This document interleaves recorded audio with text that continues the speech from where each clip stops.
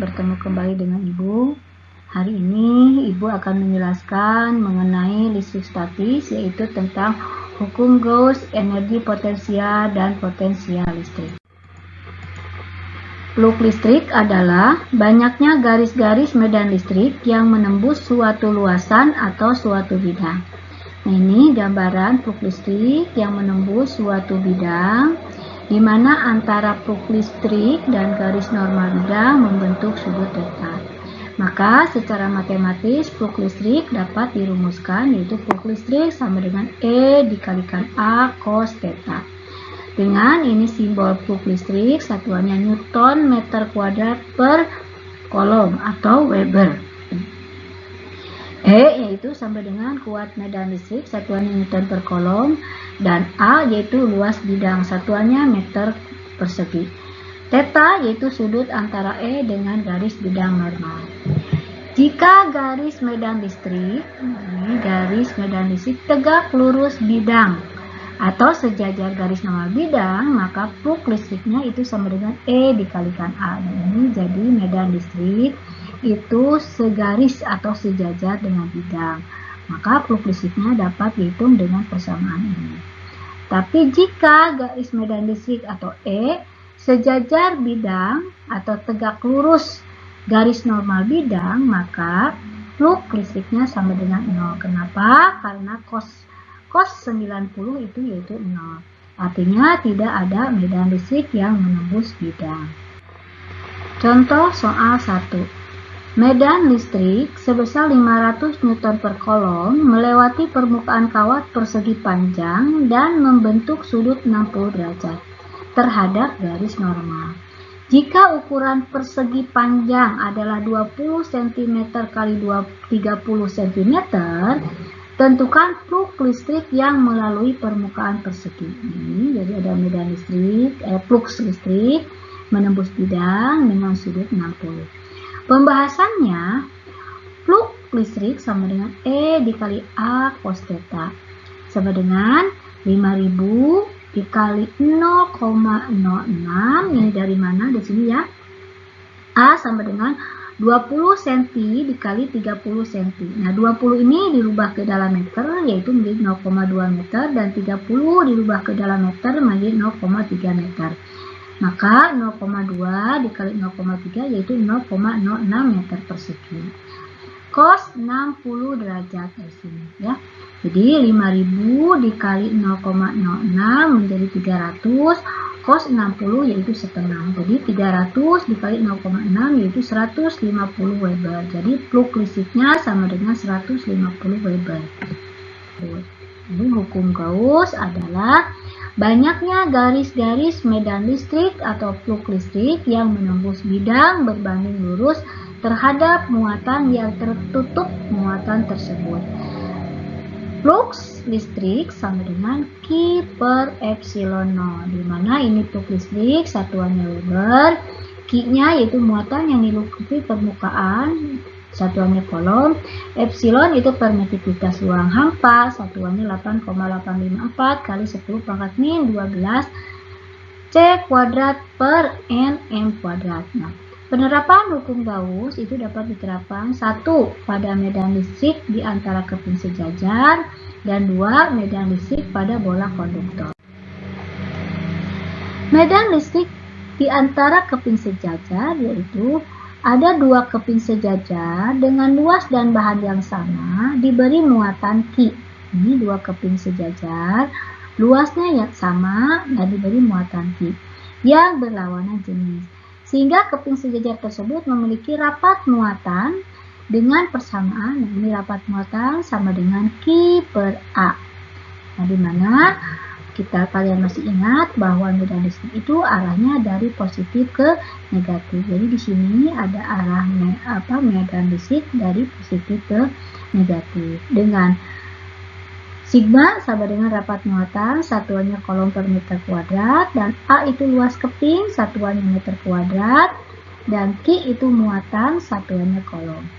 Berdasarkan rumus hukum Gauss yang tadi di atas ya, kuat medan listrik keping sejajar adalah ini E dari kalikan A yang sama dengan muatan per epsilon. Maka ini E sama dengan A-nya pindah ke bawah, Q per A dikalikan epsilon. Nah, persamaan ini yaitu untuk kuat medan listrik keping sejajar jika ruang di antara kepingnya hampa.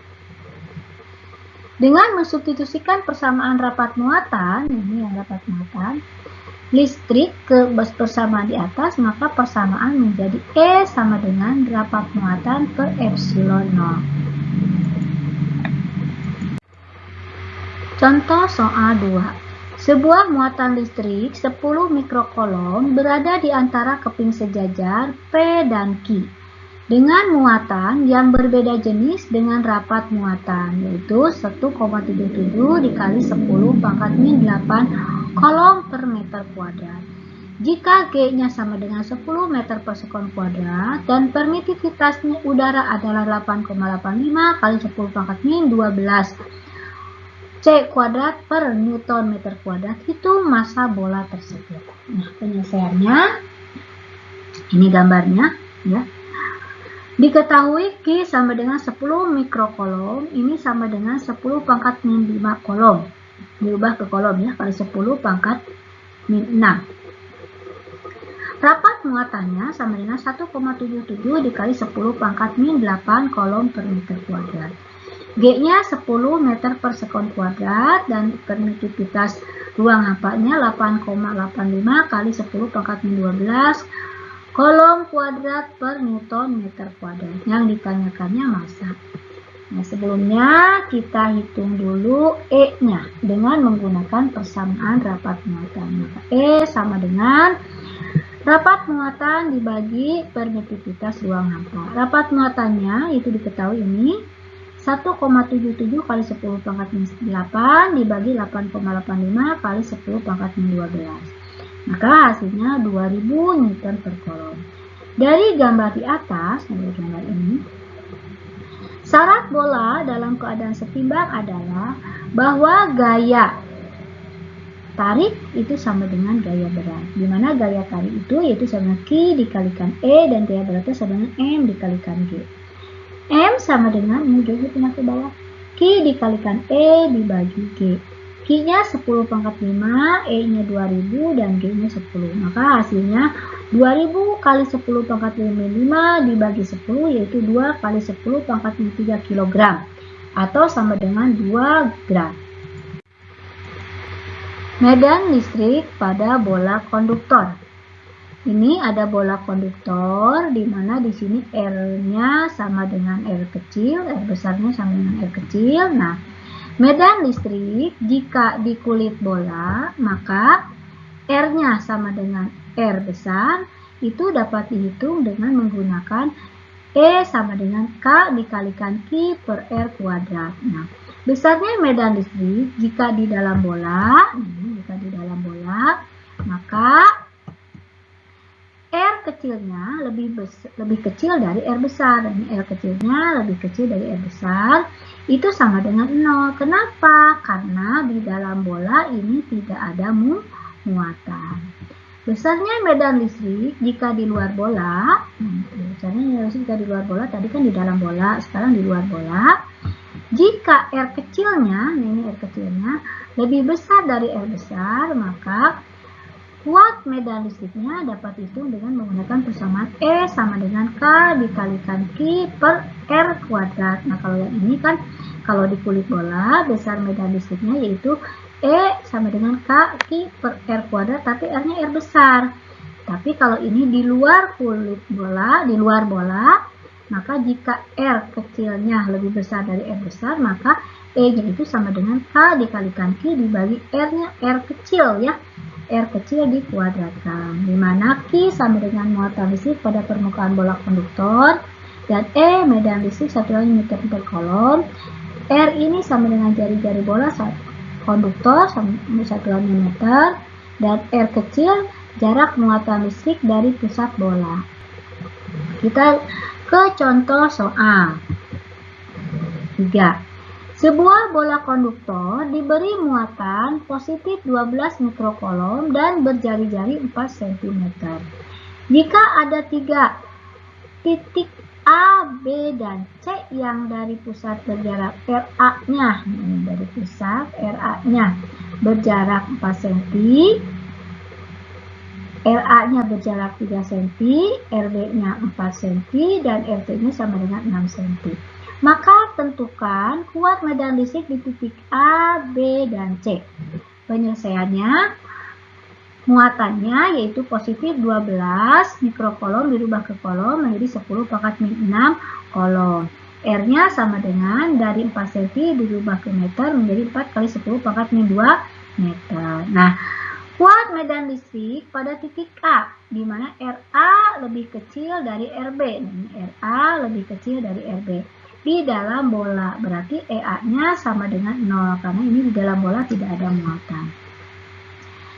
Kemudian besar kuat medan listrik di titik B, atau di permukaan bola. Nah, di sini ya, EB-nya sama dengan K Ki per RB kuadrat. Terus sama dengan 9 dikali 10 pangkat 9 dikali 12 kali 10 pangkat 6 dibagi 4 dikali 10 pangkat 2 dikuadratkan. Maka besarnya 0,75 kali 10 pangkat 7 Newton per kolom. Tapi jika titik C di luar bola, maka C sama dengan K Ki per RC kuadrat sama dengan 9 dikali 10 pangkat 9 dikali 12 kali 10 pangkat 6 dibagi 6 dikali 10 pangkat 2 dikuadratkan. Maka hasilnya 3 dikali 10 pangkat 7 Newton per kolom. Energi potensial listrik dan potensial listrik. Energi potensial yaitu besar usaha untuk memindahkan muatan dari titik A ke titik B dengan jarak R. Nah, dirumuskan energi potensial listrik sama dengan K Q1 kali Q2 per R kuadrat.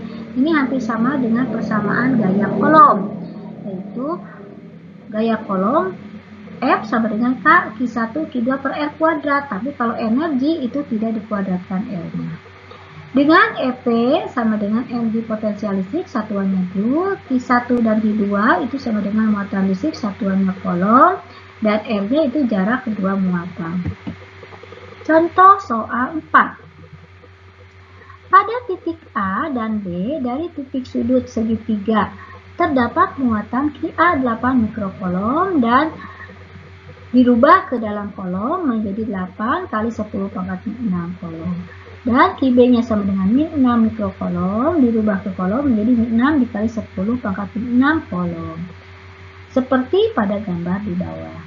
Jika terdapat muatan lain sebesar Q sama dengan 2 mikrokolom, maka tentukan energi potensial muatan Q itu jika berada di titik C, energi potensial muatan Q itu jika di titik D, dan usaha untuk memindahkan muatan Q dari C ke D. Ini gambarnya. Ini ada muatan lain yaitu C antara A dan B, di mana C ini muatannya positif. Kemudian yang berikutnya si C itu ada di sini di titik D antara A dan B. Penyelesaiannya A di titik C. Besar energi potensial di titik C sama dengan energi potensial A ditambah energi potensial B. Sama dengan K A dikalikan Q dibagi RAC ditambah K dikalikan QB dikalikan Q dibagi RBC. Karena K dan Q R-nya sama, ini Q-nya sama, R-nya sama, maka tinggal QA ditambah QB. Nah, 9 kali 10 pangkat 9 dikali 2 kali 10 pangkat min 6 dibagi 4 dikali 10 pangkat min 2. Nah, jaraknya AC itu dari sini. Ya, AC ini.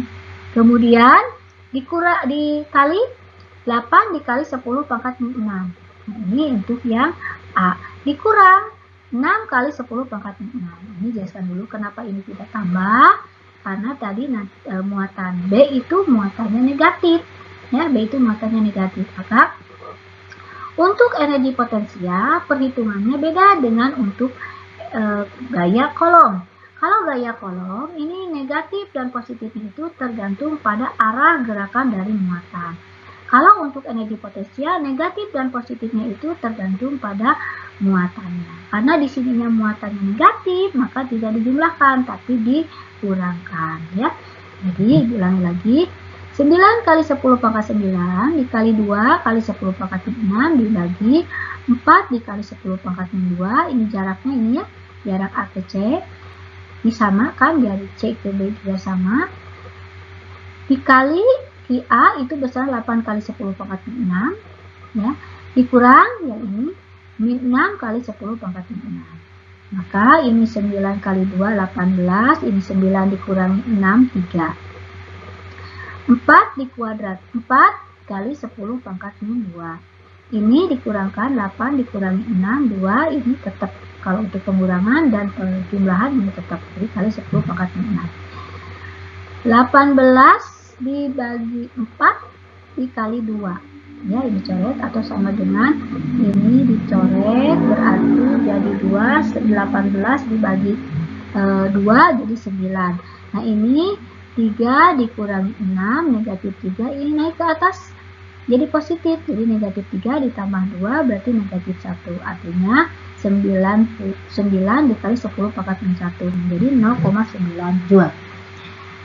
B di titik C, RAD, nah RAD itu sama dengan RDB, yaitu 2 cm, dirubah ke meter menjadi 2 kali 10 pangkat min 2 meter. Energi potensial di titik D sama dengan energi potensial A ditambah energi potensial B. Nah, tadi energi potensial di titik C ini yaitu energi potensial A ditambah energi potensial B. Yang ini sama energi potensial A ditambah energi potensial B. K QA dikalikan Q dibagi RAC ditambah K QB dikalikan Q dibagi RBC. Nah, K dikalikan Q dikalikan R keluar karena R-nya sama, yaitu sama-sama 2 cm. Maka tinggal QA ditambah QB. Nah, 9 kali 10 pangkat 9 dikali 2 kali 10 pangkat 6 dibagi 2 dikali 10 pangkat 2. Dari sini ya, 2 cm dirubah ke meter. Dikali 8 kali 10 pangkat 6 dikurangi 6 dikali 10 pangkat 6. 8 dikurangi 6, 2, ini kali 10 pangkat 6. Ini 18, ini 9 dikurangi 6, 3. Dan ininya tetap 2 kali 10 pangkat min 2. 18, ini coret ya. 18 kali 10 pangkat 3. Ini dikurangkan 6, jadi min 6, naik ke atas 1. Ya, jadi 18 kali 10 pangkat min 1 atau 1,8.